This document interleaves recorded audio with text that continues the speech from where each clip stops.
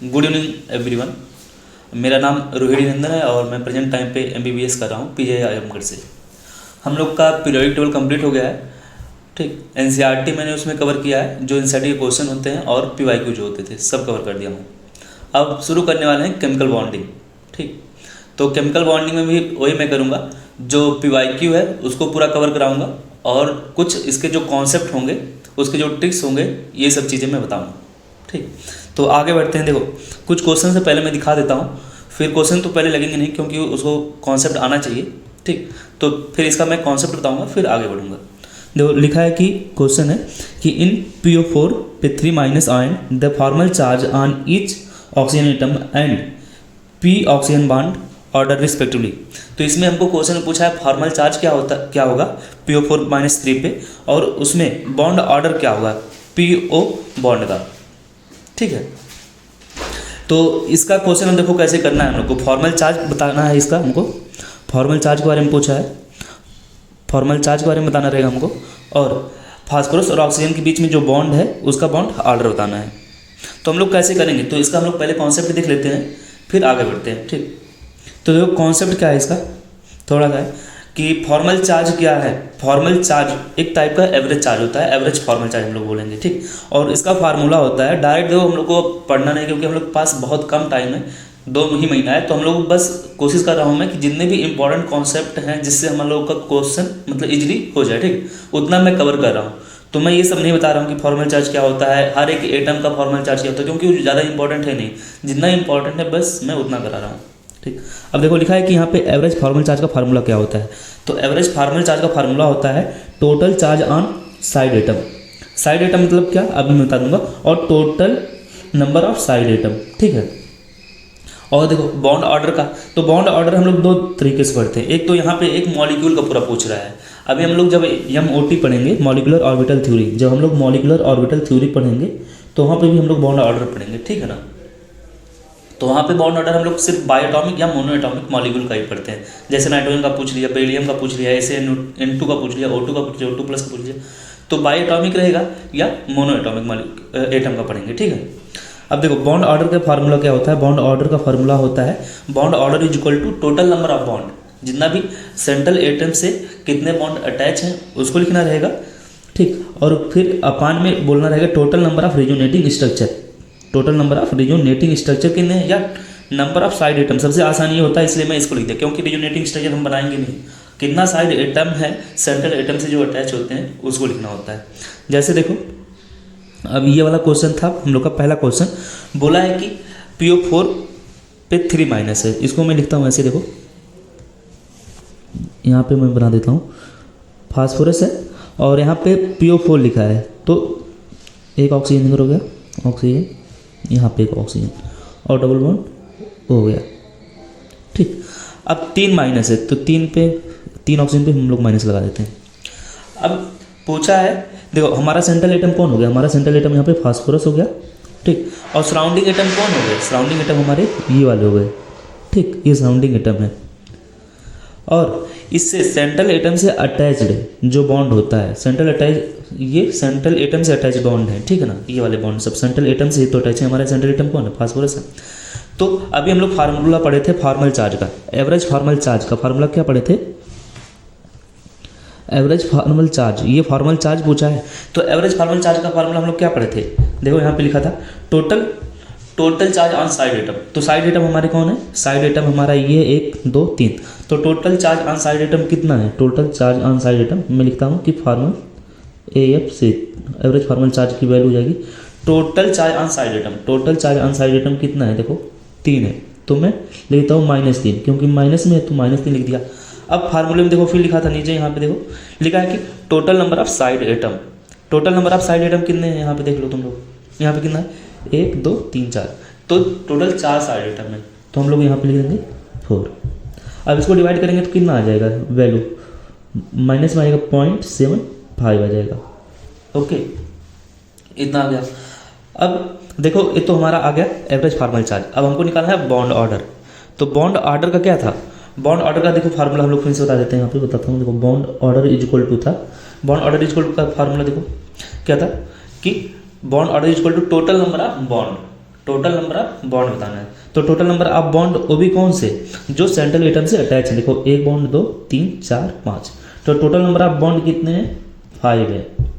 अपन total surrounding atom, तो total surrounding atom देखो यहाँ पे फार्मूला क्या है, टोटल सराउंडिंग एटम ही तो है, या नंबर ऑफ रिजोनेटिंग स्ट्रक्चर या कैनोनिकल स्ट्रक्चर, ठीक है। लेकिन इसको हम लोग बनाएंगे नहीं, हम लोग डायरेक्ट बस उसी से कर लेंगे क्योंकि उससे टाइम लगेगा। तो हमारा कितना होगा, यहाँ पे 4 है, तो इसको डिवाइड करने पाता है कितना आएगा, 1.25 आ जाएगा, ठीक। तो हमारा कौन सा आंसर से हो जाएगा, पहला वाला आंसर सही हो जाएगा, ओके। तो हमारा जो आंसर होगा वो पहला वाला हो जाएगा, ये वाला। ऐसे देखो क्वेश्चन है कि MN lithium chloride, beryllium chloride और boron chloride and carbon tetrachloride the covalent bond character. इसमें बताना है हमको कोवेलेंट बॉन्ड कैरेक्टर कैसे बताना है। तो कोवेलेंट बॉन्ड कैरेक्टर हम लोग कैसे बताते हैं, कोवेलेंट बॉन्ड कैरेक्टर कैसे बताएंगे, इसका मैं एक बार कॉन्सेप्ट बता देता हूँ फिर आगे बढ़ता हूँ। तो फार्मल चार्ज देखो, कभी भी एवरेज फार्मल चार्ज निकालने का आएगा। बॉन्ड ऑर्डर अगर कोई मॉलिक्यूल है उसका कैसे निकालेंगे, इस फार्मूले से, ठीक है। बाकी अभी एक बॉन्ड ऑर्डर और आता है और काफ़ी इंपॉर्टेंट होता है, इससे ज़्यादा इंपॉर्टेंट हो है वहाँ से ज़्यादा क्वेश्चन पूछा जाता है, तो मैं उसको बताऊंगा कैसे निकालना है, ठीक है। अभी इस वाले लेक्चर में तो नहीं हो पाएगा, ठीक, तो उसको मैं बताऊंगा वहाँ पे। अब देखो पूछा है कि हम लोग को बताना है इस वाले क्वेश्चन में कोवेलेंट बॉन्ड कैरेक्टर बताना है, कोवेलेंट बॉन्ड कैरेक्टर। तो कोवेलेंट बॉन्ड कैरेक्टर थोड़ा सा हम लोग बता देता हूँ उसके बारे में कैसे बताएंगे कोवेलेंट। तो उसको बताने के लिए सबसे पहले हम लोग को पोलराइजेशन पढ़ना होता है। पोलराइजेशन को ही बोलते हैं फजांस रूल। पोलराइजेशन को क्या बोलते हैं, फजांस रूल। अब पोलराइजेशन क्या होता है, पोलराइजेशन क्या होता है, कहते हैं किसी को पोलराइज कर देना। पोलराइज मतलब क्या, किसी के ऊपर अपना प्रभाव डाल देना, ठीक है। जैसे मैं पढ़ा रहा हूँ तो थोड़ा बहुत मेरा इफेक्ट अगर आपके ऊपर पड़ रहा है तो मैं आपको क्या कर रहा हूँ, पोलराइज कर रहा हूँ, मतलब आपको मैं समझा पा रहा हूँ, तो ठीक है। बोला है, देखो लिखा है कि व्हेन कैटायन, जब कैटायन और एनायन, मान लीजिए आप एनायन और मैं क्या हूँ, कैटायन, तो अगर हम लोग पास में आते हैं, देखो लिखा है कि व्हेन कैटायन अप्रोच करता है एनायन को, तो वहाँ पे एक strong electrostatic force of attraction होता है। तो हमारे और आपके बीच में क्या होगा, strong electrostatic force of attraction होगा, किसके बीच में, कैटायन और एनायन के बीच में। तो फिर बोला है कि दिस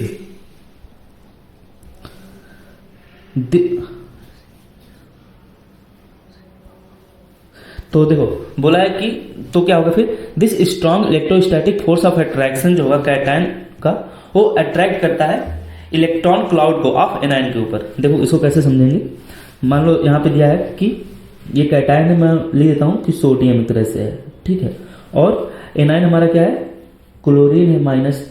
तो कह रहा है कि जो कैटायन है एनायन के ऊपर जो इलेक्ट्रॉन और क्लाउड्स होते हैं, इलेक्ट्रॉन के जो क्लाउड्स हैं उसको क्या करता है, this strong electrostatic force of attraction attract करता है इलेक्ट्रॉन के क्लाउड को, इस क्लाउड को अपनी तरफ आकर्षित करता है, ठीक है। और इसी प्रोसेस को हम लोग क्या बोलते हैं, पोलराइजेशन। इसमें क्या होता है, जब ये सोडियम जो है, ये वाला कैटायन जो है क्लोरीन के इलेक्ट्रॉन क्लाउड को अपनी तरफ अट्रैक्ट करता है, तो इसके साइज में क्या होता है, थोड़ा सा इलोंगेशन हो जाता है, डिस्टर्ब, हाँ इसकी साइज होती है थोड़ी सी डिस्टर्ब कर जाती है, इलोंगेट कर जाती है। इस पूरे प्रोसेस की इलोंगेशन बोलते हैं, पोलराइजेशन बोलते हैं, ठीक है। तो समझ में आया क्या होता है पोलराइजेशन। पोलराइजेशन को बोलते हैं फजांस रूल। इसमें क्या होता है, कैटायन एनायन एक दूसरे के पास में आते हैं तो उन दोनों के बीच में एक strong electrostatic force of attraction होता है, और कैटायन जो होता है एनायन के जो चार्ज के क्लाउड होते हैं उनको अपनी तरफ आकर्षित करेगा, तो इसके जो एनायन है उसकी साइज में क्या होती है, थोड़ी सी डिफॉर्मिटी आ जाती है, साइज थोड़ा सा इनलार्ज कर जाता है, इसी को बोलते हैं पोलराइजेशन। देखो पोलराइजेशन पावर किसका हम लोग पढ़ेंगे, पोलराइजेशन। अब देखो कौन पोलराइज कर रहा है, कैटायन कर रहा है ना, तो पोलराइजेशन पावर किसका हम लोग पढ़ते हैं, कैटायन का। और पोलराइज एबिलिटी किसकी होती है, एनायन की एनायन पोलराइज हो रहा है, ठीक है। तो पोलराइजेशन किसका हम लोग पढ़ते हैं, कैटायन का, और पोलराइज एबिलिटी किसकी होती है, एनायन की होती है, ठीक। देखो लिखा है कि पोलराइजेशन हम लोग कहाँ यूज करते हैं, पोलराइजेशन का यूज हम लोग करते हैं कोवेलेंट कैरेक्टर बताते हैं किसी आयनिक बॉन्ड में। कोई आयनिक बॉन्ड है, उस आयनिक बॉन्ड में हम लोग क्या बताते हैं, कोवेलेंट कैरेक्टर बताते हैं, कितना कोवेलेंट कैरेक्टर है, ठीक है। ये लाइन इंपॉर्टेंट है कि कोई आयनिक बॉन्ड होता है, उस आयनिक बॉन्ड में हम लोग क्या बताते हैं, कोवेलेंट कैरेक्टर को बताते हैं, ठीक है, पोलराइजेशन यूज करके। अब फार्मूला जो मेन फार्मूला हमारा है जिससे हम लोग क्वेश्चन को सॉल्व करेंगे। क्वेश्चन क्या हमारा कि आयनिक पोटेंशियल को हम लोग किससे शो करेंगे। देखो एक होता है आयनाइजेशन पोटेंशियल और आयनिक पोटेंशियल दोनों अलग अलग हैं, ठीक है ना। आयनिक पोटेंशियल हमारा एक तरह से पोलराइजेशन है, जबकि आयनिक पोटेंशियल हम लोग क्या पढ़े थे कि एक इलेक्ट्रॉन निकालने के लिए जो अमाउंट ऑफ एनर्जी देते हैं उसको हम लोग आयनिक पोटेंशियल बोलते थे, ठीक है। तो दोनों चीजें यहाँ पे डिफरेंट है। तो लिखा है कि आयनिक पोटेंशियल जो होता है इसको हम लोग फाई बोलते हैं। लिखा है कि charge of cation, ionic potential जो होता है डायरेक्टली प्रोपोर्शनल हम लोग बोल सकते हैं। डायरेक्टली प्रोपोर्शनल होता है किसके, चार्ज ऑफ कैटायन के और एनायन के। मीन्स एनायन के ऊपर जितना चार्ज है या कैटायन के ऊपर जितना चार्ज है उसके डायरेक्टली प्रोपोर्शनल होता है। मीन्स अगर चार्ज ज्यादा है तो आयनिक पोटेंशियल या पोलराइजेशन ज्यादा होगा। फिर या एनायन की साइज, जो एनायन है जैसे क्लोरीन की साइज अगर बड़ी है तो पोलराइजेशन ज्यादा होगा। क्यों, क्योंकि सोचो ये छोटा सा यहाँ पे सोडियम है और क्लोरीन थोड़ा बड़ा है, तो इसके पास में आ गया ना इलेक्ट्रॉन क्लाउड, तो और ये अट्रैक्ट करेगा। मान लो अभी एक सोडियम होता और यहाँ पे फ्लोरीन है, तो ये दूर है, अभी पास में आके भी दूर है। तो ये कह रहा है कि साइज जितनी एनायन की बड़ी होगी पोलराइजेशन उतना ज्यादा होगा। और बोला कि साइज ऑफ कैटायन जो है, साइज ऑफ कैटायन के उल्टा होता है। साइज ऑफ कैटायन छोटा होना चाहिए और साइज ऑफ एनायन ज्यादा होना चाहिए, तो पोलराइजेशन खूब अच्छे से होता है, ठीक है। ऐसा क्यों बोला कि साइज ऑफ कैटायन अगर छोटा रहेगा तो उसके न्यूक्लियस ज्यादा करीब में आएंगे, और न्यूक्लियस ही तो होता है उसमें जो पॉजिटिव चार्ज होता है वही अट्रैक्ट करेगा ना। तो बस फार्मूला आप याद कर लीजिए कैसे लगाना है लोगों को। तो आयनिक पोटेंशियल का फार्मूला होता है चार्ज ऑफ कैटायन के डायरेक्टली प्रोपोर्शनल होता है, और एनायन के साइज की एनायन के साइज की डायरेक्टली प्रोपोर्शनल होता है, जबकि कैटायन के साइज की उल्टा होता है, ठीक है। या पोलराइजेशन लिखोगा, पोलराइजेशन या आयनिक पोटेंशियल ये कोवैलेंट कैरेक्टर के डायरेक्टली प्रोपोर्शनल होता है। तो एक मेन जो बनके हम लोग का आया है क्या, आयनिक पोटेंशियल को हम लोग बोलते हैं डायरेक्टली प्रोपोर्शनल टू पोलराइजेशन, और डायरेक्टली प्रोपोर्शनल होता है कोवैलेंट कैरेक्टर के, और यूनिवर्सल प्रोपोर्शनल किसके, आयनिक कैरेक्टर के, ओके। और जो कोवैलेंट कैरेक्टर हम लोग कह सकते हैं, कोवैलेंट कैरेक्टर जो होता है डायरेक्टली प्रोपोर्शनल होता है चार्ज ऑफ कैटायन और एनायन की साइज के, ठीक है। एनायन की साइज और कैटायन की साइज के उल्टा होता है, मतलब कैटायन की साइज जितनी कम होगी कोवैलेंट कैरेक्टर उतना ज्यादा होगा, या एनायन की साइज जितनी ज्यादा होगी कोवैलेंट कैरेक्टर उतना ज्यादा होगा, ठीक। अब देखो कुछ फेवरेबल कंडीशंस हैं जो बताते हैं कि कब पोलराइजेशन हो सकता है। अब सोचो पोलराइजेशन बताने के लिए हमको ये सब चीजें याद नहीं करनी है, हमको अगर ये वाला फार्मूला थोड़ा सा दिमाग में है कि polarization ionic potential directly proportional to polarization, polarization directly proportional to covalent character, और inversely proportional to ionic character. और कोवैलेंट कैरेक्टर डायरेक्टली प्रोपोर्शनल होता है किसके, चार्ज ऑफ कैटायन और चार्ज ऑफ एनायन के, और साइज ऑफ एनायन के, और उल्टा होता है किसके, साइज ऑफ कैटायन के। बस इतना याद है तो हम लोग इसको बता सकते हैं, ठीक है, जो फेवरेबल कंडीशन में पूछ सकता है आपसे। तो फेवरेबल कंडीशन देखो क्या लिखा है कि साइज ऑफ कैटायन कैसा होना चाहिए, हम लोग पढ़े हैं साइज ऑफ कैटायन कैसा होना चाहिए, छोटा होना चाहिए। अगर साइज ऑफ कैटायन छोटा रहेगा तो साइज ऑफ कैटायन छोटा तो पोलराइजेशन ज्यादा होगा। साइज ऑफ एनायन अगर हम लोग बोले, साइज ऑफ एनायन कितनी होनी चाहिए, लार्ज होनी चाहिए, और दोनों के कैटायन और एनायन पे चार्ज कितना होना चाहिए, जितना ज्यादा होगा पोलराइजेशन उतना ज्यादा, कोवैलेंट कैरेक्टर उतना ज्यादा, ठीक है। अब देखो ये हो गया, इतना हम लोग का पोलराइजेशन पूरा हो गया। अब इससे हम लोग का ये वाला क्वेश्चन इजिली हो जाएगा। देखो पूछा है कि among lithium chloride, beryllium chloride और बोरान क्लोराइड और कार्बन टेट्राक्लोराइड, इसमें बताना है कि कोवैलेंट बॉन्ड कैरेक्टर किसका सबसे ज्यादा होगा।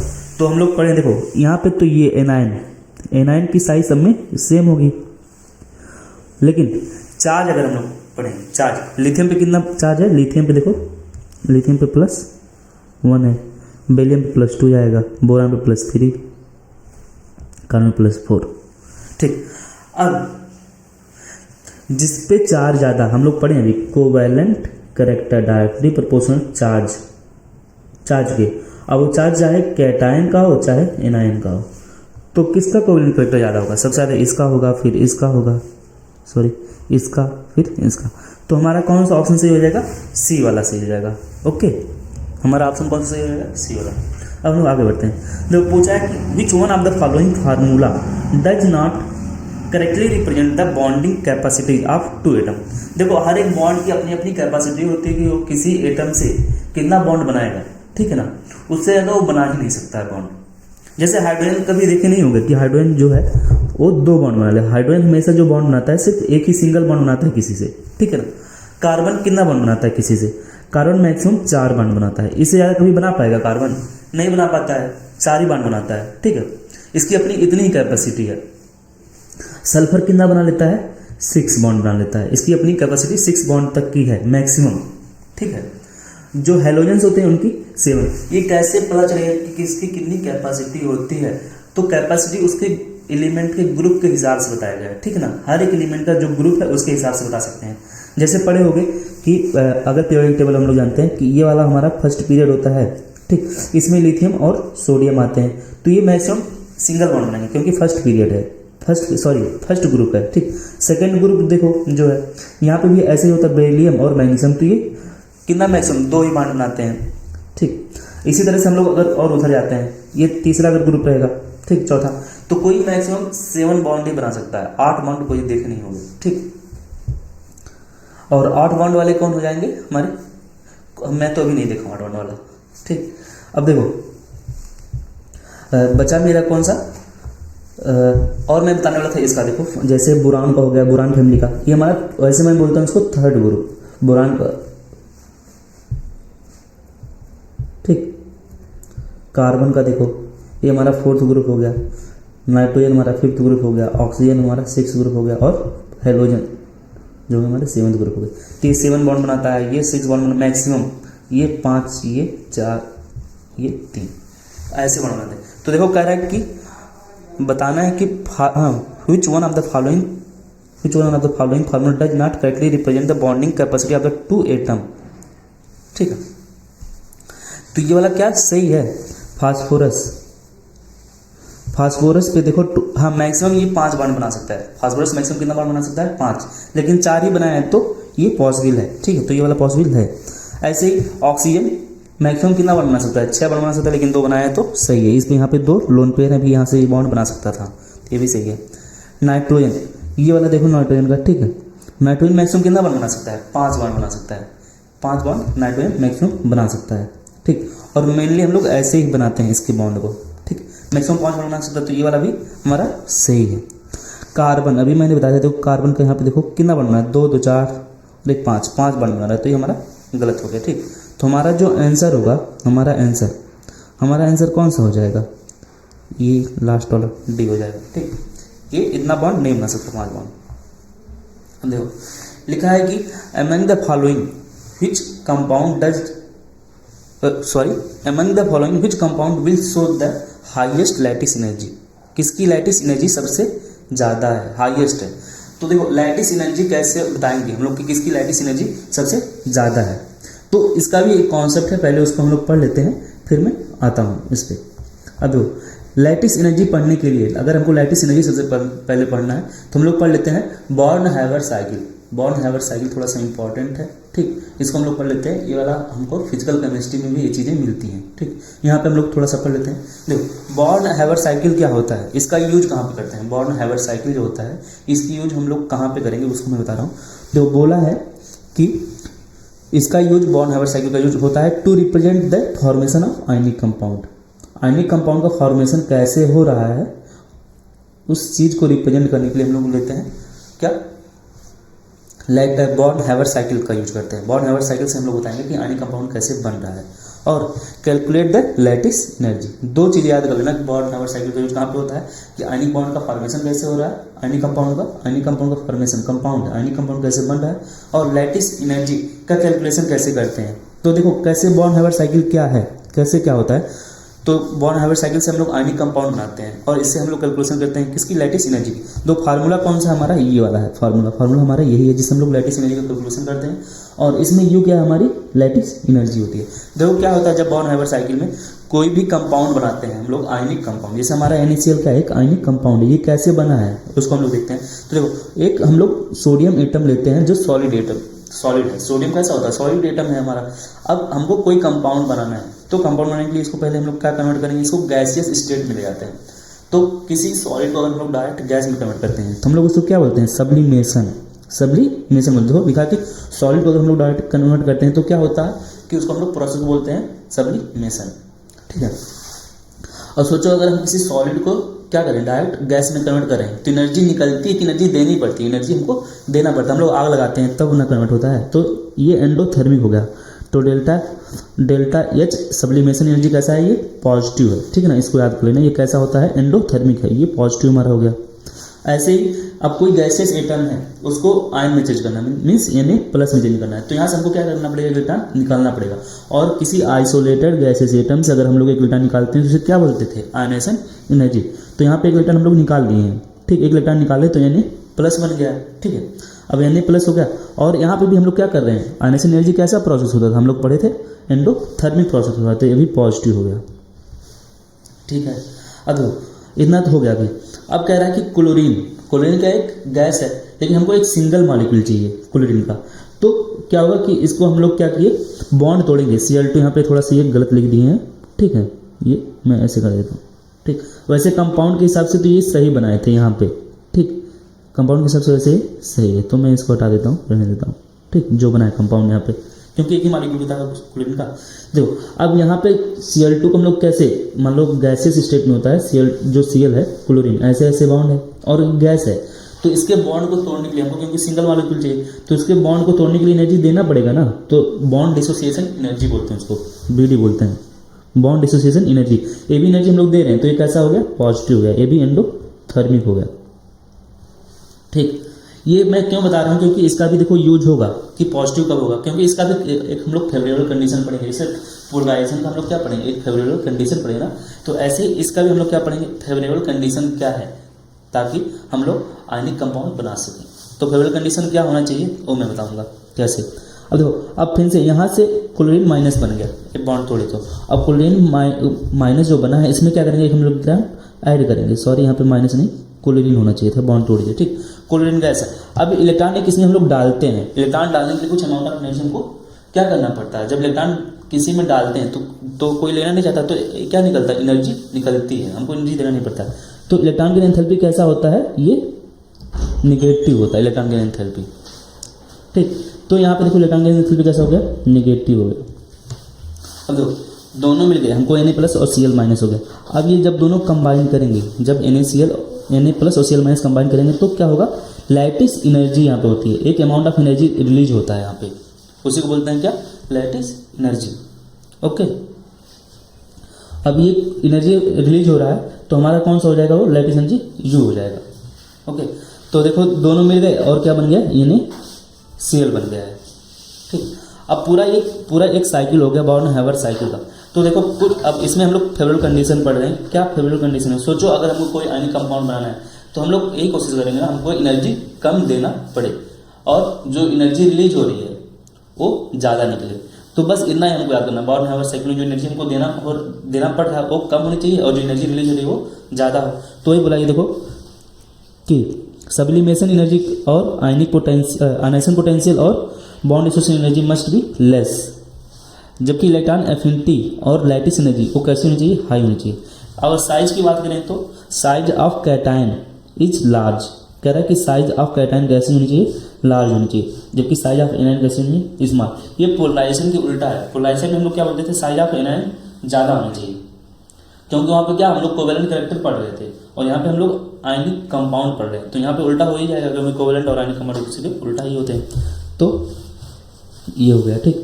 अब हम लोग आगे बढ़ते हैं। तो इसका देखो फार्मूला क्या है, कैसे हम लोग निकालेंगे लैटिस एनर्जी, तो कैलकुलेशन था फार्मूला कि सबको मान लो तुमको 4 वैल्यू दे दिया है, 4-5, तो इसमें हम लैटिस एनर्जी कैसे निकालेंगे, वैल्यू कैसे निकालेंगे, ठीक। लेकिन अगर क्वेश्चन सॉल्व करना है तो कैसे सॉल्व करेंगे, देखो देखा कि लैटिस एनर्जी को हम लोग शो करते हैं U से।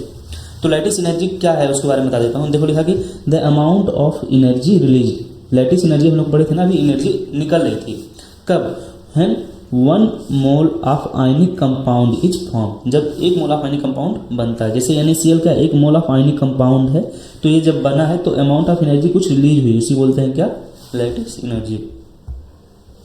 देखो लिखा है कि लैटिस एनर्जी जो होती है वो डायरेक्टली प्रोपोर्शनल होती है चार्ज के मल्टीप्लिकेशन के, इंपॉर्टेंट है, चार्ज का मल्टीप्लिकेशन कह रहे हैं, और जो उनके आयनिक रेडियस होते हैं उसके एडिशन के उल्टा होता है, ठीक है, लैटिस एनर्जी। जैसे अगर मैं एग्जांपल्स कुछ बताऊं कि इसमें बताओ किसकी लैटिस एनर्जी ज़्यादा है, किसकी लैटिस एनर्जी ज़्यादा है, तो कैसे बताएंगे। देखो अब चार्ज मैग्नीशियम पे कितना होता है, +2 होता है, ऑक्सीजन पे -2 होता है, तो इनका मल्टीप्लिकेशन करना पड़ेगा। ऐसे सोडियम पे, और डोमिनेंट फैक्टर हमारा कौन सा होगा, यही वाला डोमिनेंट, पहले इसको हम लोग चेक करेंगे, ठीक है, डोमिनेंट फैक्टर। सबसे पहले हम लोग इसको चेक करते हैं, अगर ये नहीं, अगर सिमिलर हो जाता है तो हम लोग क्या चेक करते हैं, फिर साइज चेक करते हैं। तो देखो लिखा है कि मैग्नीशियम का ऑक्साइड, ये तो हो गया। सोडियम पे यहाँ पे +1 चार्ज होता है, यहाँ पे -2 हो गया। ऐसे ही +3 हो गया और -2। तो देखो इसका मल्टीप्लिकेशन कराएंगे तो कितना हो जाएगा, 3 दूनी 6 हो जाएगा, तो ये 6 हो गया, ये 2 हो गया और ये 4 हो गया। तो सबसे ज़्यादा किसका होगा, अगर मैं अरेंजमेंट लिखूँ तो Al2O3 का हो गया, फिर मैग्नीशियम के ऑक्साइड का, फिर सोडियम के ऑक्साइड का। ठीक है, ऐसे ही देखो टाइटेनियम है TiC4। तो साइंस टीचर ये हमारा कह सकते हैं 4th ग्रुप का एलिमेंट है, और इसका तब ऑक्सीडेशन कितना हो जाएगा, +4 हो जाएगा, और इसका भी +-4। ठीक, तो देखो प्लस और माइनस कब आता है वो डिपेंड करता है हम लोग किसके साथ हैं।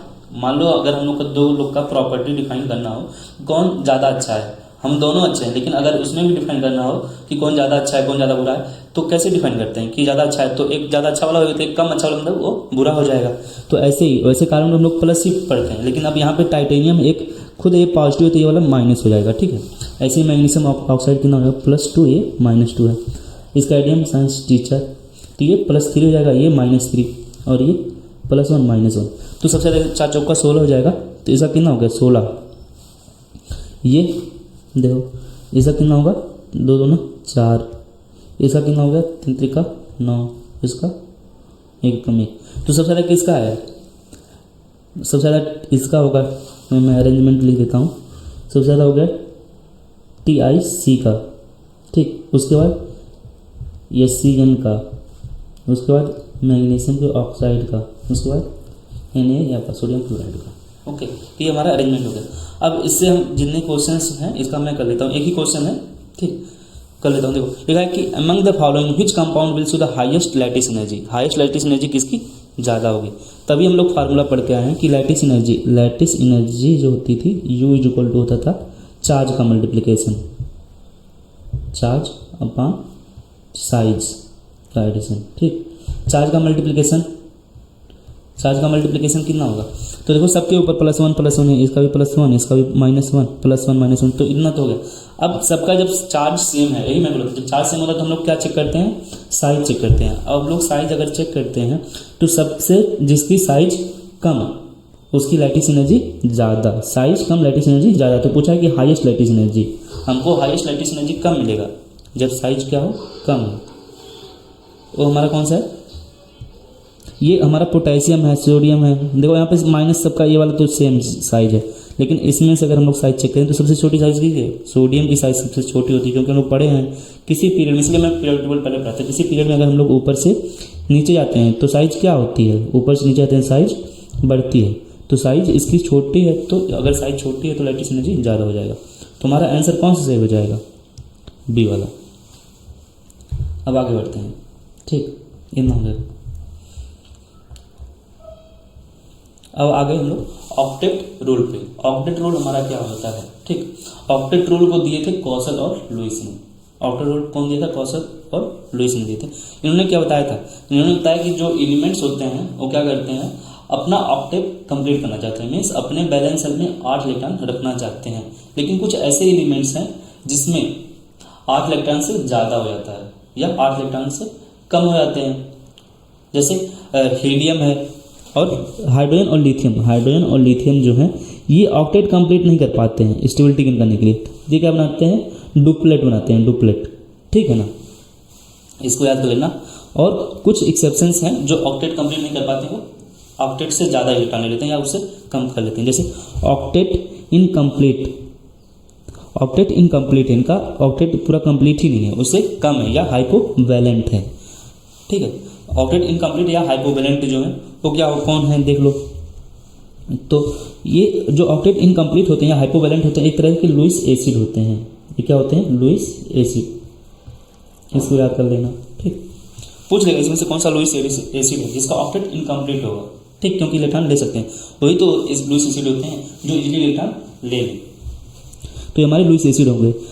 तो एग्जांपल है BeCl2, क्यों ऑक्टेट इनकम्प्लीट है, तो इसका अगर हम लोग इलेक्ट्रॉन टोटल जोड़ते हैं तो यहाँ पे देखो टोटल इलेक्ट्रॉन इसका 2 हो गया, ठीक, यहाँ से सराउंडिंग से 2 इलेक्ट्रॉन मिल गए, तो इसका टोटल 4 इलेक्ट्रॉन हो पा रहा है इसके बैलेंस सेल में, ठीक। ऐसे ही इसका भी 4 हो पा रहा है, ऐसे यहाँ पे +6 हो पा रहा है, ऐसे यहाँ पे भी +6, ठीक। तो ऑक्टेट इनकम्प्लीट हम लोग का। और सुपर ऑक्टेट मतलब हाइपर वैलेंट, हाइपर बोलते हैं जिसका ज़्यादा हो जाए हाइपर, और हाइपर मतलब जिसका कम रहे। और वैलेंट मीन्स वैलेंसी। तो देखो इसका कितना है 5, यहाँ से खुद का 5, यहाँ से 10 हो जा रहा है, तो इसका 10 हाइपर वैलेंट। और जो हाइपर वैलेंट होते हैं या सुपर ऑक्टेट वाले होते हैं वो क्या होते हैं, लुईस बेस होते हैं, मीन्स ये इलेक्ट्रॉन इजीली दे सकते हैं, ठीक है ना। तो ये सब कैसे है, हाइपर वैलेंट है। देखो यहाँ पे 12 हो गया है, ठीक है, यहाँ पे 14 हो गया है, तो ऐसे कर सकते हैं। अब लिखा कि odd electron molecule, odd electron molecule क्या है कि इनके जो नंबर ऑफ इलेक्ट्रॉन होंगे ना तो 8 होंगे, 8 क्या इवन है, इनका ऐसे होगा 7 होगा 5 होगा, ऐसे हो सकता है, ठीक है। तो नहीं बोलते हैं ऑड इलेक्ट्रॉन मॉलिक्यूल। और जो भी ऑड इलेक्ट्रॉन मॉलिक्यूल होते हैं वो कैसे होते हैं, पैरामैग्नेटिक। अभी हम लोग पढ़ेंगे 3 प्रॉपर्टी होती है, एक होता है डायामैग्नेटिक, डाया, एक होता है पैरा, हाँ, एक होता है फेरोमैग्नेटिक, फेरो। तो जो डायामैग्नेटिक होते हैं ये किसी भी मैग्नेट के प्रति आकर्षण नहीं होती है, रिपेल करते हैं थोड़ा बहुत। पैरामैग्नेटिक थोड़ा सा अट्रैक्ट करता है, लेकिन फेरो वाले ज़्यादा अट्रैक्ट करते हैं। तो पैरामैग्नेटिक होते हैं। और इलेक्ट्रॉन मॉलिक्यूल कैसा होता है, पैरामैग्नेटिक। ये वाला कॉन्सेप्ट आप याद कर लीजिएगा। देखो यहाँ पे एक क्वेश्चन था कि among the following total number of species not having 8 electron around the central electron, इसमें से कितने स्पीसीज हैं जिसके पास 8 इलेक्ट्रॉन नहीं है, मतलब या तो 8 से ज़्यादा या 8 से कम है, इतनी कौन कौन सी स्पीसीज हैं। देखो ये वाला अगर मैं इसका काउंट करूँ तो NH3 में टोटल कितने इलेक्ट्रॉन्स हैं, यहाँ पे 8 है। इसका 5 खुद का होता है नाइट्रोजन का, क्योंकि उसका वही ग्रुप है 5 नंबर का, और 3 ये 8 हो गए। ऐसे ही एल्यूमिनियम का E+, इसके मतलब 6 हो गए टोटल इलेक्ट्रॉन, क्योंकि 3 3 6, इसके 4 हो गए, इसके 4 4 8 हो गए, इसके 5 5 10 हो गए। तो ऐसे कितने हैं, ऐसे 3 लोग हैं, ऐसे कितने लोग हैं, 3 लोग हैं। तो ये वाला सही जगह हमारा डी वाला, जिसके इलेक्ट्रॉन 8 से ज़्यादा या 8 से कम है। अब देखो एक थ्योरी पढ़नी है हम लोग को, वेस्पर थ्योरी। अब ये जो थ्योरी देखो इधर के जो अभी दो कुछ कॉन्सेप्ट हम लोग पढ़े ज़्यादा इंपॉर्टेंट नहीं था, लेकिन क्वेश्चन कभी कभी आ सकता है, इसलिए मैं बता दूँ, क्योंकि उस पर PYQ भी था हमारा। अब हम लोग पढ़ रहे हैं वेस्पर थ्योरी। इसको बोलते हैं valence, which for valence shell electron pair repulsion theory, ठीक है। वेस्पर थ्योरी को क्या बोलते हैं, valence shell electron pair repulsion theory. ये थ्योरी इंपॉर्टेंट क्यों है, ठीक है। इस थ्योरी से हम लोग किसी भी मॉलिक्यूल की ज्योमेट्री बताते हैं। अभी हम लोग हाइब्रिडेशन पढ़ेंगे। हाइब्रिडेशन क्या होता है, एक हाइपोथेटिकल फिनोमेना है। हाइपोथेटिकल मतलब हम लोग मनगढ़ंत कहानी है, ठीक है ना, क्या हाइब्रिडेशन, तो उसको हम लोग पढ़ेंगे। ये दोनों हम लोग किसी भी मॉलिक्यूल की ज्योमेट्री को बताते हैं। तो ये कॉन्सेप्ट जो है हाइब्रिडेशन और वेस्पर थ्योरी बहुत ही ज़्यादा इंपॉर्टेंट है। नीट में मतलब पक्का यहाँ से मान के चलो कि एक क्वेश्चन आएगा, दोनों से मिला के 2 क्वेश्चन आ सकता है, ठीक। तो वेस्पर थ्योरी हम लोग पढ़ेंगे, ठीक। तो वेस्पर थ्योरी क्या है बता दिया, valence electron pair repulsion theory होती है। इसमें क्या होता है, इसमें हम लोग क्या करते हैं कि जैसे देखो जो इलेक्ट्रॉन पेयर होते हैं, electron pair of valence shell के, कोई भी एटम होता है तो उसके बैलेंस सेल में क्या होते हैं, इलेक्ट्रॉन होते हैं, ठीक। तो वो क्या करते हैं, रिपेल करते हैं एक दूसरे को। तो जो उसके लोन पेयर होते हैं, बॉन्ड पेयर क्या करते हैं, एक दूसरे को रिपेल करते रहते हैं। तो उसी के अरेंजमेंट को हम लोग अच्छे से करने सोचते हैं कि ऐसा अरेंजमेंट करते हैं ताकि वो रिपल्सन क्या हो जाए, मिनिमम हो जाए। तो उसको हम लोग कहाँ से पढ़ते हैं, वेस्पर थ्योरी से। देखो रिपल्सन क्या करना है, मिनिमम करना है, और डिस्टेंस ज़्यादा करना है। और दूरी जब सोचो कि 2 लोन पेयर है एक दूसरे को रिपेल कर रहे हैं, अगर पास में तो रिपेल करेंगे, अगर दूर करेंगे तो मतलब मैक्सिमम डिस्टेंस करना है और रिपल्सन मिनिमम करना है। और वो कौन बताता है हमको, वेस्पर थ्योरी बताती है। वेस्पर थ्योरी से हम लोग करेंगे। जैसे देखो यहाँ पे ये सब बॉन्ड है, ये बॉन्ड का अरेंजमेंट है। मेथेन है ना हमारा, मेथेन में जो अभी कोई लोन पेयर नहीं है, इफेक्ट ऑफ लोन पेयर अभी हम लोग पढ़ते हैं। देखो कैसा क्या होता है इफेक्ट ऑफ लोन पेयर, कि लोन पेयर अगर प्रेजेंट होता है तो बॉन्ड कैसे रिपेल करके बॉन्ड एंगल कम हो जाता है, ठीक। अब देखो यहाँ पे कोई लोन पेयर नहीं था तो बॉन्ड एंगल, और हाइब्रिडेशन कितना है इसका, sp3 है। अभी हाइब्रिडेशन कैसे निकालते हैं मैं तो बताऊँगा भाई, और काफ़ी इंपॉर्टेंट कॉन्सेप्ट है, ठीक है। तो ये देखो बॉन्ड पेयर के बीच में यहाँ पे सिर्फ बॉन्ड ही तो है, ये बॉन्ड सब बॉन्ड ही है। तो बॉन्ड पेयर के बीच में जो रिपल्सन हो रहा है उसकी वजह से सब इक्वल है, क्योंकि सेम टाइप के ही बॉन्ड है। तो बॉन्ड एंगल कितना है, 109.28, या बोल सकते हैं 109.5। अब कह रहे हैं कि NH3 में एक लोन पेयर है। तो यहाँ पे देखो लोन पेयर और बॉन्ड पेयर दोनों के बीच में रिपल्सन है। तो लोन पेयर यहाँ पे देखो लोन पेयर और बॉन्ड पेयर के बीच में रिपल्सन है, और यहाँ पे बॉन्ड के बीच में रिपल्सन है। तो लोन पेयर आने से कितना प्रभाव पड़ा अभी देखना, यहाँ पे मैं बताऊंगा। और ऐसे देखो 2 लोन पेयर आ गया, तो यहाँ पे देखो कितना टाइप का रिपल्सन है, बॉन्ड के बीच में, लोन पेयर के बीच में रिपल्सन है, और यहाँ पे लोन पेयर बॉन्ड पेयर के बीच में। तो ऐसे पूछ सकता है इसमें कितने टाइप के रिपल्सन प्रेजेंट है, कौन सा रिपल्सन प्रेजेंट नहीं है, ठीक। वेस्पर थ्योरी में भी क्वेश्चन इस पर बेस्ड है, मैं दिखाऊंगा आप लोग को। अब देखो बोला है कि देखो क्या होता है, अगर लोन पेयर प्रेजेंट हो जाता है, अगर कहीं पे लोन पेयर आके प्रेजेंट होता है तो क्या प्रभाव पड़ता है बॉन्ड एंगल पे अगर लोन पेयर आता है? तो सोचो बॉन्ड एंगल अभी क्या कितना था यहाँ पे 109 था, 109.5 था, लेकिन जैसे ही यहाँ पे एक लोन पेयर आया 107 हो गया, मतलब कितने का डिक्रीमेंट हुआ? 2.5 का। तो याद कर लेना कि एक अगर लोन पेयर आता है तो कितने का डिक्रीमेंट होता है बॉन्ड एंगल का? 2.5 का।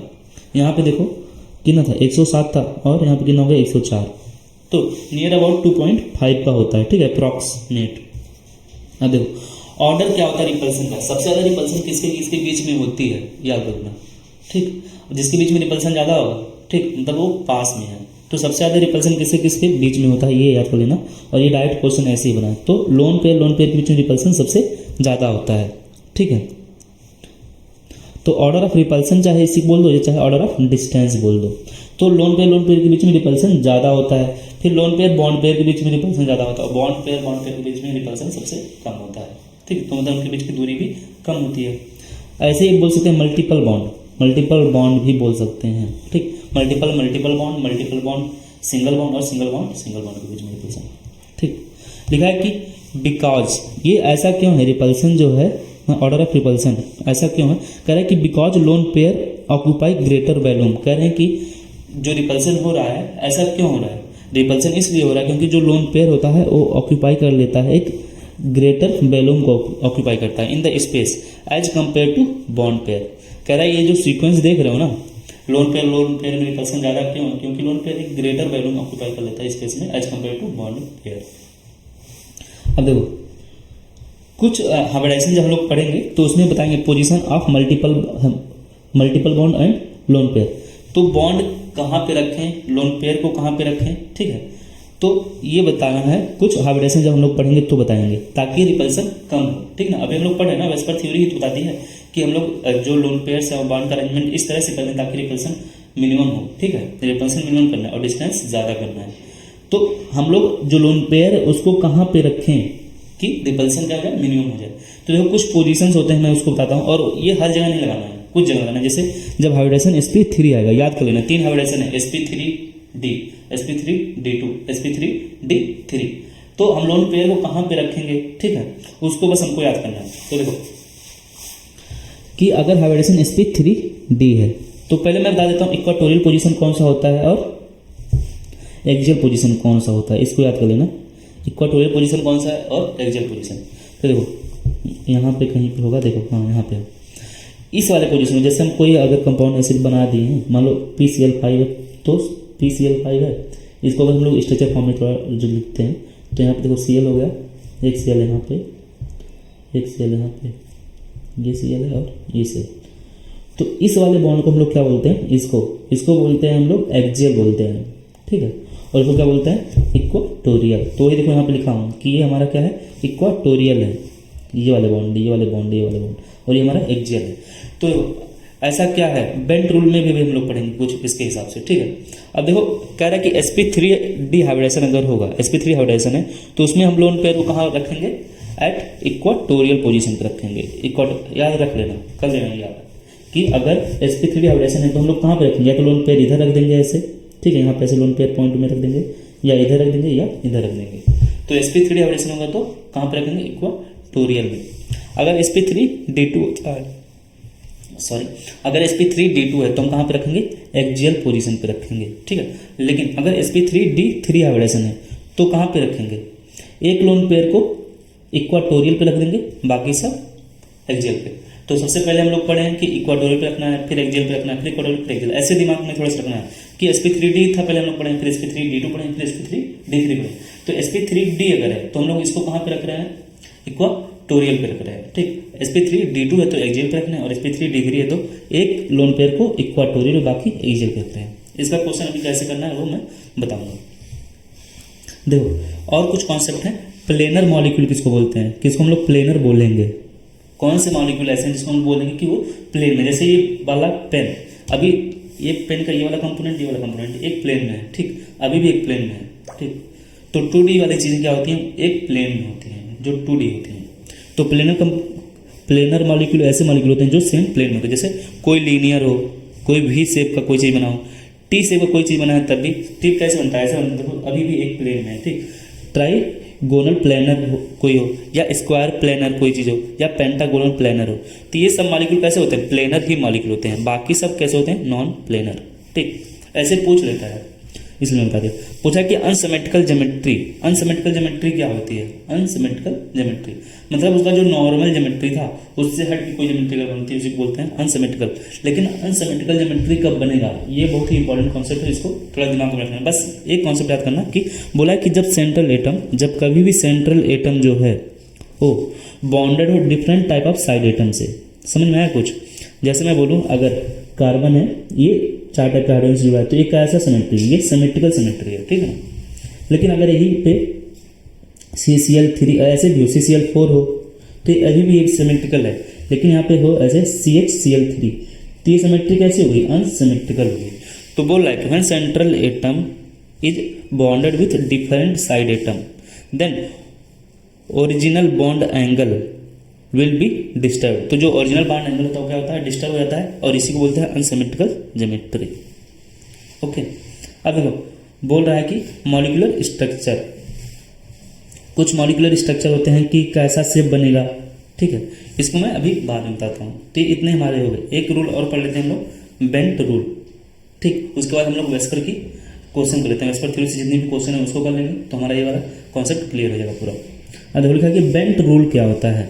बेंट रूल, तो बेंट रूल बताता है हमको, और हर जगह नहीं लगाएंगे बेंट रूल। बेंट रूल सिर्फ हम लोग लगाएंगे sp3d हाइब्रिडाइजेशन में। बेंट रूल हम लोग कहाँ पर लगाएंगे? sp3d हाइब्रिडाइजेशन, ठीक है। बेंट रूल में देखो एक्सियल है 2 और बताता है इक्वाटोरियल है, और ये सिर्फ हम लोग sp3d हाइब्रिडेशन में पूछता है कि बेंट रूल हम लोग कहाँ अप्लीकेबल होता है। बेंट रूल sp3d हाइब्रिडेशन में अप्लीकेबल होता है। देखो sp3d जब कोई भी हाइब्रिडेशन होता है, जैसे मान लो sp है, sp2 है, यहाँ पे होगा, जैसे सॉरी यहाँ पे देखो, यहाँ पे अगर जो भी हाइब्रिडेशन होगा, तो मान लो हाइब्रिडेशन अगर sp है, तो sp हाइब्रिडेशन में कौन कौन से ऑर्बिटल पार्टिसिपेट करते हैं? तो एक s होगा, एक px हो सकता है, py हो सकता है, pz हो सकता है। जैसे sp2 है, तो sp2 में कौन होगा? एक s होगा, ठीक है, और p वाले अब कौन हो सकते हैं? px और py होंगे, ठीक है, 2 ठीक। तो ये कैसे होते हैं px py? क्योंकि देखो s जो ऑर्बिटल होता है वो नॉन डायरेक्शनल होता है। पूछता है कैसा होता है? ये नॉन डायरेक्शनल होता है। बाकी जो p ऑर्बिटल होते हैं डायरेक्शनल होते हैं, p d f, ठीक। तो ये वाले आपको चीज़ें याद करनी पड़ेंगी और आसानी से याद कर सकते हैं। देखो sp3 है तो spx हो गया पूरा। तो ये वाली चीज़ें अभी बाद में मैं पढ़ाऊंगा, बस मुझे इतना ही बताना था। तो यहाँ पे हाइब्रिडेशन आज कवर नहीं हो पाएगा क्योंकि लेक्चर ज़्यादा बड़ा हो जा रहा है, तो हाइब्रिडेशन नेक्स्ट वाले लेक्चर में कराऊंगा। अभी हम लोग बस इतना ही कर लेते हैं। वेस्पर थ्योरी क्वेश्चन कर लूँगा, तो फिर ये वाला एंड कर दूँगा इतना पढ़ा के।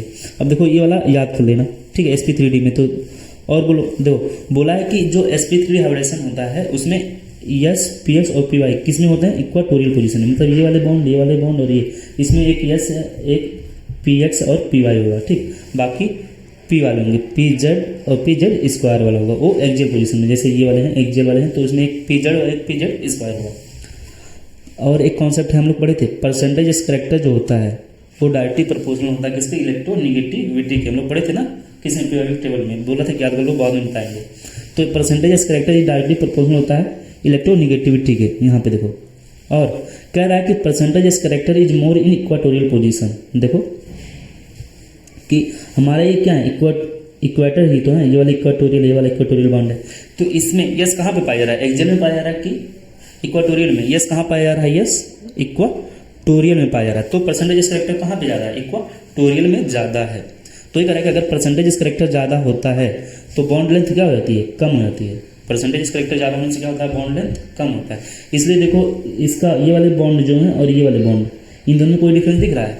ये वाले बॉन्ड मैंने कम बनाए हैं। परसेंटेज करेक्टर ज़्यादा होता है तो बॉन्ड लेंथ कम होता है, क्योंकि यहाँ पे परसेंटेज करेक्टर ज़्यादा है तो बॉन्ड लेंथ कम हो जाएगा।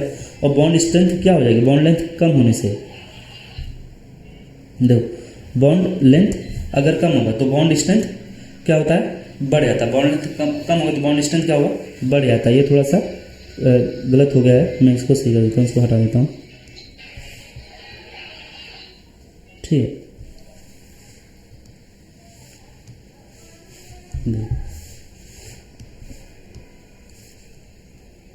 अगर बॉन्ड लेंथ कम है, हाँ, लेकिन ये चीज़ है कि यहाँ पे बॉन्ड लेंथ लिखा हूँ। अगर बॉन्ड लेंथ यहाँ पे वैसे सही था, ये directly proportional to percentage character directly proportional to bond strength ही होता है। Percentage character directly proportional to bond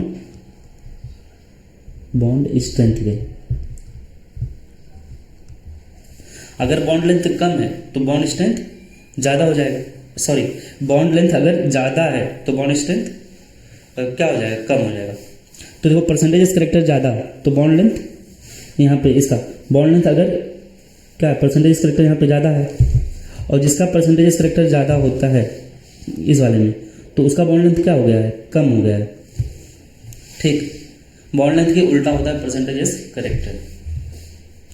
देखो लिखा है कि bond length of axial, bond length जो होते हैं एक्सियल की ज़्यादा होती है बॉन्ड लेंथ ऑफ इक्वाटोरियल के। ठीक है, बॉन्ड लेंथ ऑफ एक्सियल जो होता है बॉन्ड लेंथ ऑफ इक्वाटोरियल से ज़्यादा होता है। तो ये देखो यहाँ पे मैं बनाया हूँ। अब लिखा है कि बॉन्ड लेंथ अगर हम लोग देखें क्या होता है, देखो सिंगल बॉन्ड का अगर बॉन्ड लेंथ कितना होता है 1.54 होता है, डबल बॉन्ड का देखो कितना होता है 1.34 होता है और ट्रिपल बॉन्ड का कितना होता है 1.2। तो देखो जब sp हाइब्रिडाइजेशन है तो sp हाइब्रिडाइजेशन है मतलब क्या, इलेक्ट्रोनेगेटिविटी ज़्यादा है, परसेंटेज करेक्टर यहाँ पे ज़्यादा है। यहाँ पे देखो परसेंटेज करेक्टर कितना है, यहाँ पे यस और पी दो लोग हैं, कोई हाइब्रिडाइजेशन है यस और पी, तो इसमें 50% ना, तो यहाँ पे एस परसेंटेज करेक्टर कितना है 50% है।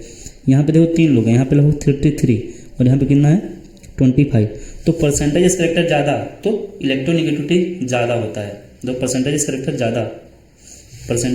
ज़्यादा तो इलेक्ट्रोनेगेटिविटी ज़्यादा, तो बॉन्ड स्ट्रेंथ भी क्या हो जाता है ज़्यादा और बॉन्ड लेंथ कम हो जाता है। तो इसलिए देखो बॉन्ड लेंथ इसका कम है। समझ में आया? तो इतना जितना भी कॉन्सेप्ट था हम लोग का हो गया है। इसको थोड़ा सा अभी फिर से मैं बताऊंगा जब मैं हाइब्रिडेशन पढ़ाऊंगा, ठीक है, इसलिए मैं इसको अभी छोड़ रहा हूँ। हम लोग क्वेश्चन कर लेते हैं वेस्पर थ्योरी पे बेस्ड जो भी क्वेश्चन होंगे। देखो क्वेश्चन पहला हमारा है कि in the structure of CL3 the number of lone pair of electron on central atom Cl is. तो Cl पे कितना लोन पेयर है इसको हम लोग देखते हैं। तो पहले हम लोग इसका क्या बनाते हैं, स्ट्रक्चर बनाते हैं। तो देखो यहाँ पे हमारा क्लोरीन हो गया, ठीक, सेंट्रल एटम है, और यहाँ पे हमारे क्या है फ्लोरीन है। तो देखो जो मोर इलेक्ट्रोनेगेटिव एलिमेंट होगा, मोर इलेक्ट्रोनेगेटिव एलिमेंट बेंट ने यही बताया था कि जो मोर इलेक्ट्रोनेगेटिव एलिमेंट होंगे वो कहाँ पे उसको हम लोग रखते हैं, पहले एक्सियल पोजीशन पर रखते हैं। ठीक है ना, इसको याद कर लेना, मैं यहाँ पे लिखा ना भूल गया। यहाँ पे जो मोर इलेक्ट्रोनेगेटिव एलिमेंट होंगे बेंट ने बताया कि मोर EN वाले एलिमेंट होंगे इलेक्ट्रोनेगेटिव एलिमेंट, उसको कहाँ पे रखेंगे हम लोग, एक्सियल पोजीशन पे रखेंगे। ठीक है, एक्सियल पोजीशन पे। अगर बाकी बच गए तो फिर इक्वाटोरियल पे रखेंगे। तो यहाँ पे देखो एक क्लोरीन था, यहाँ पे एक हम लिखेंगे यहाँ पे, तो देखो यहाँ पे एक फ्लोरीन हो गया और यहाँ पे एक फ्लोरीन हो गया और एक इधर। अब बचा लोन पेयर, हमारा एक लोन पेयर यहाँ पे एक लोन पेयर यहाँ पे। तो पूछा कि in the structure CL3 the number of lone pair of the electron on the central atom. तो कितना लोन पेयर हो गया, 2 लोन पेयर हो गए total. Number of lone pair of electron, lone pair of electron पूछ रहा है, ठीक है। तो कितना टोटल लोन पेयर हैं, लोन पेयर कितना है 2 है, ठीक है। कह रहा है कि predict the correct order of among the following. कुछ ऑर्डर दिए हैं, इस ऑर्डर में हमको बताना है कौन सा करेक्ट ऑर्डर है, ठीक। तो हम लोग पढ़े थे जो लोन पेयर रिपल्सन होता है वो सबसे ज़्यादा होता है। तो कौन सा ऑप्शन है यहाँ पे, एक ये हो गया एक ये हो गया, ठीक। फिर लोन पेयर बॉन्ड पेयर का पढ़े थे, यहाँ पे बॉन्ड पेयर तो ये वाला गलत हो गया, ये वाला हमारा सही हो जाएगा। तो आंसर कौन सा हो जाएगा, C वाला। देखो यहाँ पे हम लोग पढ़े हैं ना, अभी तो पढ़े कुछ देर पहले ये वाले ऑर्डर, ठीक। देखो 8वां क्वेश्चन हो गया हम लोग का, 8वां नंबर का, कि among the following which one will have the maximum lone pair electron repulsion. किसमें लोन पेयर इलेक्ट्रॉन रिपल्सन सबसे ज़्यादा होगा, जिसके पास जितना लोन पेयर होगा उसी के पास तो होगा लोन पेयर रिपल्सन। देखो लोन पेयर रिपल्सन सबसे ज़्यादा। तो इसके पास कितना लोन पेयर, अभी हम लोग पढ़े थे 2 लोन पेयर था, अभी हम लोग पढ़े हैं ना कि देखो एक क्लोरीन है, एक यहाँ से बॉन्ड करेगा, यहाँ से एक यहाँ से, तो इसके पास 2 लोन पेयर बच गए। IF5 में देखो आयोडीन बना दिया, एक 5 यहाँ पे एक यहाँ पे, इसके पास एक लोन पेयर बचा, इसके पास एक बचा। ऐसा 4 का अगर हम लोग देखें तो देखो एक यहाँ पे या फिर यहाँ पे एक यहाँ पे। देखो जो स्ट्रक्चर में जैसे बना रहा हूँ तो इस तरह के ऐसे ही बनाते हैं, ठीक। और प्रैक्टिस से थोड़ा थोड़ा हो जाएगा। और तो देखो यहाँ पे एक ही लोन पेयर है, इसके पास कितने लोन पेयर होंगे अगर XE F2 का बनाए। देखो XE हो गया, एक F यहाँ पे, एक F यहाँ पे, बाकी यहाँ पे देखो लोन पेयर हो जाएगा और यहाँ पे। तो इसके पास 3 लोन पेयर है। तो मैक्सिमम लोन पेयर किसके पास है, इसी के पास तो है, हमारा D वाला आंसर हो जाएगा, ठीक है, D वाला। तो पूछा है क्वेश्चन कि which of the following species contains 3 bond pair. And 1 lone pair. पूछ रहा है कि किसके पास 3 बॉन्ड पेयर है, किसके पास 3 बॉन्ड पेयर है एंड 1 लोन पेयर है। तो H2O के पास कितना बॉन्ड है, बॉन्ड पेयर मतलब कितना बॉन्ड है, देखो ऑक्सीजन है यहाँ पे, एक H है, एक H है, तो ये वाला हमारा होगा नहीं, ठीक। BF3 इसके पास 3 बॉन्ड है, B एक बॉन्ड और यहाँ पे एक बॉन्ड, इसके पास कोई लोन पेयर नहीं है, तो ये वाला भी हमारा आंसर नहीं होगा। तो ये वाला देखो NH2, इसके पास तो 2 ही बॉन्ड है, क्योंकि जितने एटम है और हाइड्रोजन सिंगल बॉन्ड तो ही बनाता है, तो 2 ही बॉन्ड है। जबकि PCl3 में देखो यहाँ पे 1 Cl, 2 Cl और 3 Cl, इसके पास करे कि 3 बॉन्ड पेयर हो गए, एक लोन पेयर भी है, क्योंकि देखो यहाँ पे 2 इलेक्ट्रॉन बच जा रहे हैं, तो क्या एक लोन पेयर हो गया हमारा, तो ये वाला सही हो जाएगा। अब देखो पूछा कि विच of the following is not correct statement, इसमें से कौन सा एक स्टेटमेंट है जो करेक्ट नहीं है, ठीक है। तो देखो क्या कि multiple bonds are always shorter than corresponding single bonds. तो अभी हम लोग पढ़ के आए हैं, देखो यहाँ पे मल्टीपल बॉन्ड जो होते हैं हमेशा सिंगल बॉन्ड या डबल बॉन्ड से ज़्यादा स्ट्रांग होते हैं। या देखो ये वाला भी मल्टीपल बॉन्ड है, सिंगल बॉन्ड से ज़्यादा क्या है स्ट्रांग, मतलब साइज छोटी है, स्ट्रांग ज़्यादा होगा। तो ये multiple bond are always shorter than corresponding single bond, ठीक है। फिर लिखा कि electron deficient molecule acts in Lewis acid. अभी बताया था ना लुईस एसिड हम लोग पढ़े रहते थे, तो उसमें बताया था जो इलेक्ट्रॉन डिफिशिएंट होते हैं वो कैसे एक्ट करते हैं, लुईस एसिड की तरह से एक्ट करते हैं। फिर बोला है canonical structure have no resistance. Canonical structure मतलब क्या कि रिजोनेटिंग स्ट्रक्चर की बात कर रहा है। कैनोनिकल अभी हम लोग पढ़े नहीं रेजोनेंस, वहाँ पे पढ़ेंगे बता दूंगा ऑर्गेनिक में। तो बोला कि कैनोनिकल जो स्ट्रक्चर्स होते हैं उनके पास कोई रियल रेजिस्टेंस नहीं होता है। सही बात है, ये भी एक हाइपोथेटिकल फिनोमेना है, जैसे हमारा रोटेशन है। कह रहा है कि एवरी ABF5 मॉलिक्यूल, जितने भी ABF5 मॉलिक्यूल होते हैं, एवरी बात कर दे रहे हैं यहाँ पे, हैव स्क्वायर पिरामिडल स्ट्रक्चर। तो ये वाली बात गलत होगी। देखो ABF5 है, AB5 है, AB5 है, तो सबके अलग अलग क्या है स्ट्रक्चर है। देखो ये वाला कौन सा हमारा है स्क्वायर पिरामिडल, कौन सा है ये वाला है, ये कौन सा है प्लेनर पेंटागोनल है, ये वाला स्ट्रक्चर कौन सा ट्राइगोनल बाइपिरामिडल है। तो कोई एक ऐसा रूल नहीं है कि केवल यही होगा, तो ये वाला गलत हो गया। फिर बोला है क्वेश्चन कि विच of the following is not iso structural with SiCl4।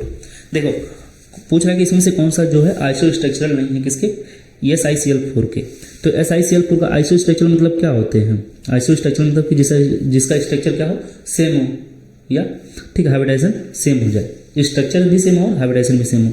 Hybridisation निकालने के लिए भी मैं बताया नहीं हूँ, ठीक। तो इसको मैं अभी छोड़ देता हूँ, चलो नहीं तो 1 मिनट थोड़ा सा मैं बता देता हूँ हाइब्रिडेशन कैसे निकालते हैं, लेकिन फिर वीडियो भी ज़्यादा लंबा हो जाता है, तो इसको मैं अभी रखता हूँ, इसको बाद में करता हूँ 11 नंबर का, ठीक है। मैं नोट कर लेता हूँ कॉपी में ताकि मैं बाद में करा सकूँ। बोला है कि in which of the following molecule all the bond are not equal. कौन सा ऐसा मॉलिक्यूल जिसमें सभी बॉन्ड इक्वल नहीं है, सोचो। तो ये वाले NH3 है। जब याद कर लेना, जब कहीं पे भी कोई इक्वाटोरियल और एक्सियल पोजीशन में आए तो समझ जाना कि बॉन्ड इक्वल नहीं है। तो NH3 हमारा कैसा है, इसमें देखो ClF3 अभी हम लोग पढ़े थे, Cl था यहाँ पे और एक फ्लोरीन यहाँ पे था, एक फ्लोरीन यहाँ पे और एक फ्लोरीन यहाँ पे था। तो इसमें देखो ये कैसे बॉन्ड है, एक्सियल बॉन्ड है, ये वाले बॉन्ड कैसे एक्सियल है, ठीक है, इक्वाटोरियल है। तो पूछा है कि in which of the following molecule all the bond are not equal. All the bond, हाँ इसमें सभी बॉन्ड कैसे हैं इक्वल नहीं है, क्योंकि यहाँ पे देखो लोन पेयर है, फिर रिपल्सन करेगा, ठीक। जबकि AlF3 देखो मैं AlF3 की थोड़ा सा बता देता हूँ। Al यहाँ पे सिंगल बॉन्ड एक है, तो सभी बॉन्ड कैसे हैं एक जैसे ही हैं। BF3 का भी ऐसे ही सेम ही है, ठीक। NF3 का देखो कैसे होगा, ये हो गया,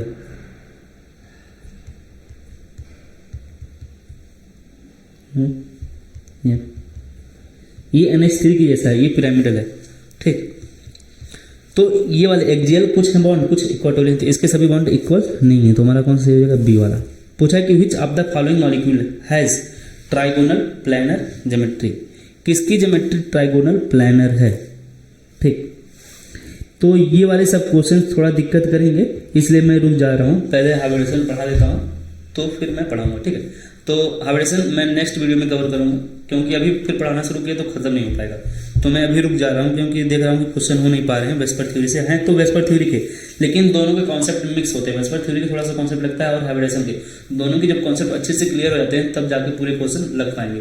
तो मैं रुक जा रहा हूँ, अगले जो वीडियो होगा, अगला जो वीडियो आएगा उसमें हम लोग का पूरा हाइब्रिडेशन कंप्लीट हो जाएगा और वेस्पर थ्योरी के जो भी क्वेश्चन बचे हैं और हाइब्रिडेशन के सब अच्छे से कवर हो जाएगा। ठीक है, तो कुछ क्वेश्चन बचे हैं इसके वेस्पर थ्योरी के 19 क्वेश्चन। बाकी देखो ये हाइब्रिडेशन है, इधर मैं कंप्लीट कर लिया हूँ और हाइब्रिडेशन में देखो यहाँ पे क्वेश्चन है, तो ये सब मैं एक साथ करा दूंगा। ठीक, क्वेश्चन जितने हाइब्रिडेशन के और वेस्पर थ्योरी के। ठीक, और कुछ बच्चे अगर पीडीएफ पूछते हैं कहाँ पे मिलेगा, तो देखो टेलीग्राम जो चैनल है मेरा और व्हाट्सएप चैनल दोनों लिंक में है, वहाँ से पहले अगर टेलीग्राम पे आ जाओ तो फिर मैं व्हाट्सएप पे सेंड कर दूंगा। ठीक, तो वहाँ से आप ऐड सकते हैं और वहीं पे आप लोग को क्या मिल जाएगा, पीडीएफ इसका मिल जाएगा। ठीक, और पीरियोडिक टेबल भी मैंने करा दिया है तो उसका पीडीएफ भी वहीं से मिल जाएगा।